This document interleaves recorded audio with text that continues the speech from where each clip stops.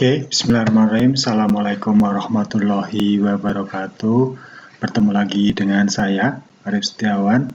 Kali ini kita akan membahas sub bidang dari kecerdasan buatan, yaitu expert system atau sistem pakar. Definisi, apa itu sistem pakar? Sistem pakar adalah suatu program komputer yang dirancang untuk mengambil keputusan seperti keputusan yang diambil oleh seorang atau beberapa orang pakar. Menurut Marimin 1992, sistem pakar adalah sistem perangkat lunak komputer yang menggunakan ilmu, fakta, dan teknik berpikir dalam pengambilan keputusan untuk menyelesaikan masalah-masalah yang biasanya hanya dapat diselesaikan oleh tenaga ahli dalam bidang yang bersangkutan. Jadi sistem pakar adalah suatu sistem berbasis cerdas yang didesain menggunakan keahlian seorang pakar, knowledge base-nya diambil dari seorang pakar, diinput menjadi database berbasis pengetahuan, dan sistem ini digunakan untuk menyelesaikan masalah-masalah di kehidupan sehari-hari yang biasanya membutuhkan keahlian seorang pakar. Modul penyusun sistem pakar. Di sini ada 3. Modul penerimaan pengetahuan atau Knowledge Acquisition Model. Sistem berada pada modul ini pada saat ia menerima pengetahuan dari pakar. Proses mengumpulkan pengetahuan yang akan digunakan untuk pengembangan sistem dilakukan dengan bantuan knowledge engineer. Jadi sistem ini disusun itu sebelumnya mengumpulkan dulu pengetahuan-pengetahuan dari seorang pakar. Misal sistem pakar untuk suatu penyakit misal. Nah, bagaimana database itu bisa disusun berbasis pengetahuan?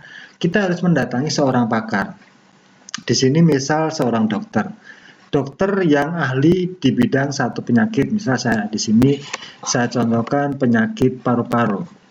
Maka kita harus mempunyai seorang pakar, seorang dokter yang ahli tentang paru-paru, dan bisa kita ajak untuk berdiskusi, bisa kita interview, kita bisa meminta data-datanya untuk penyusunan database pengetahuan.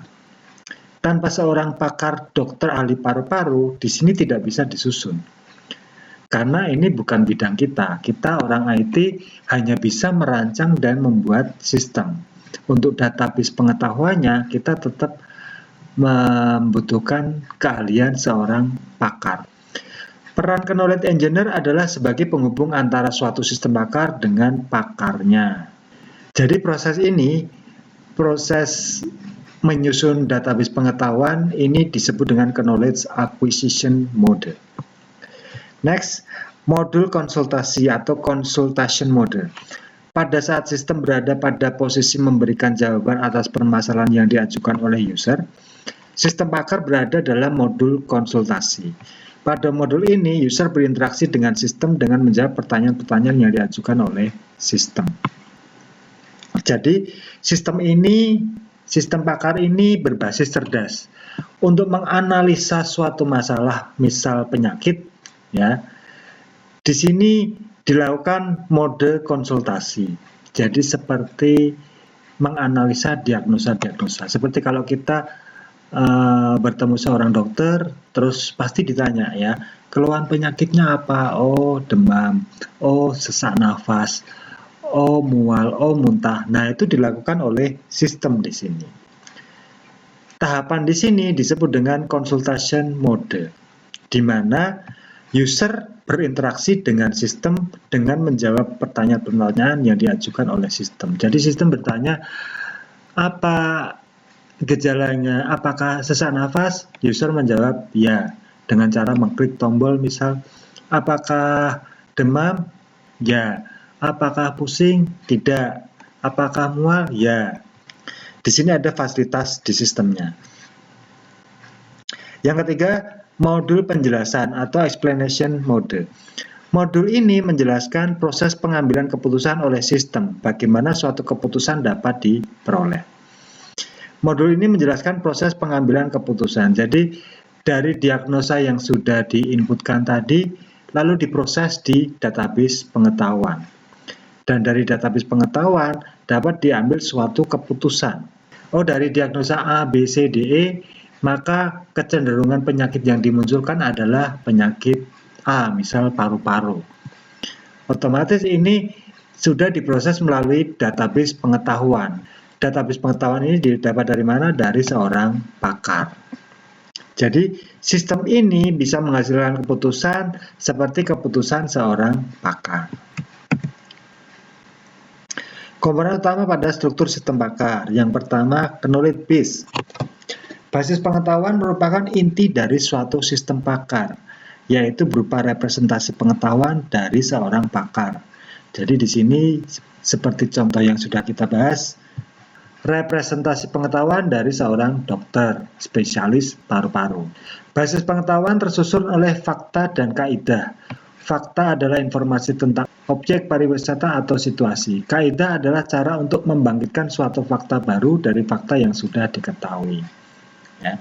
Kalau kita mengambil contoh spesialis paru-paru, maka di sini adalah fakta-fakta atau informasi tentang penyakit paru-paru tersebut.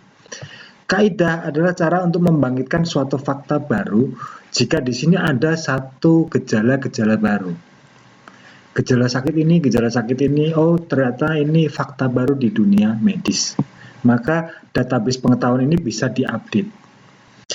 Basis pengetahuan merupakan representasi dari seorang pakar, yang kemudian dapat dimasukkan ke dalam bahasa pemrograman. Jadi untuk menyusun sistem pakar ini kita tetap coding, ya, menggunakan bahasa pemrograman. Di sini dicontohkan bisa Prolog atau Lisp atau Shell sistem pakar, misalnya Axis, PC+, atau Crystal, dan sebagainya. Tapi tidak harus ini. Banyak bahasa pemrograman yang bisa kita pakai, misal Java Desktop, misal Visual Basic, misal Borland DLP, dan lain-lain. Ya, banyak kalau ini. Inference Engine atau Inference System. Mesin inferensi berperan sebagai otak dari sistem pakar. Mesin inferensi berfungsi untuk memandu proses penalaran terhadap suatu kondisi berdasarkan pada basis pengetahuan yang tersedia. Jadi, inference engine ini dia berfungsi sebagai otak. Bagaimana mengambil keputusan, bagaimana keputusan dapat didapat, itu hasil dari proses inference engine. Di dalam mesin inferensi terjadi proses untuk memanipulasi dan mengarahkan kaidah, model, dan fakta yang disimpan dalam basis pengetahuan dalam rangka mencapai solusi atau kesimpulan. Dalam prosesnya, mesin inferensi menggunakan strategi penalaran dan strategi pengendalian. Strategi penalaran terdiri dari strategi penalaran pasti atau exact reasoning dan strategi penalaran tak pasti atau inexact reasoning. Terdapat 3 teknik pengendalian yang sering digunakan, yaitu forward chaining, backward chaining, dan gabungan dari kedua teknik pengendalian tersebut. Selanjutnya database. Database terdiri atas semua fakta yang diperlukan. Kalau ini sudah tidak asing lagi karena kita setiap hari belajar tentang database. Database ini digunakan untuk menyimpan data. Data apa? Kalau di sistem pakar ini adalah data pengetahuan, fakta-fakta, baik fakta awal pada sistem yang mulai beroperasi maupun fakta yang diperoleh pada saat proses penarikan kesimpulan yang sedang dilaksanakan. Database ini menggunakan software-nya yang sudah Anda pelajari, contohnya SQL Server bisa, MySQL bisa, Oracle bisa, software database yang bisa mengolah data secara besar. User interface atau antarmuka pemakai. Ini adalah GUI, Graphical User Interface, atau interaksi antara user dengan sistem. Ini menggunakan software pemrograman, seperti tadi yang sudah dibahas, kita bisa menggunakan Java, bisa menggunakan VB, bisa menggunakan DLP, dan lain-lain. Oke, sekian dulu kuliah hari ini, semoga bermanfaat. Jika ada pertanyaan, silahkan komen di bawah. Untuk absensi online, pertemuan yang ke-13 ya. Silakan Anda absen di bawah, tetap semangat, jaga kesehatan, tidak usah keluar-keluar, belajar di rumah aja. Mari kita bersama-sama membantu pemerintah untuk memotong sebaran virus corona dengan stay at home. Terima kasih, sekian dulu kuliah dari saya. Billahi taufik walhidayah. Wassalamualaikum warahmatullahi wabarakatuh.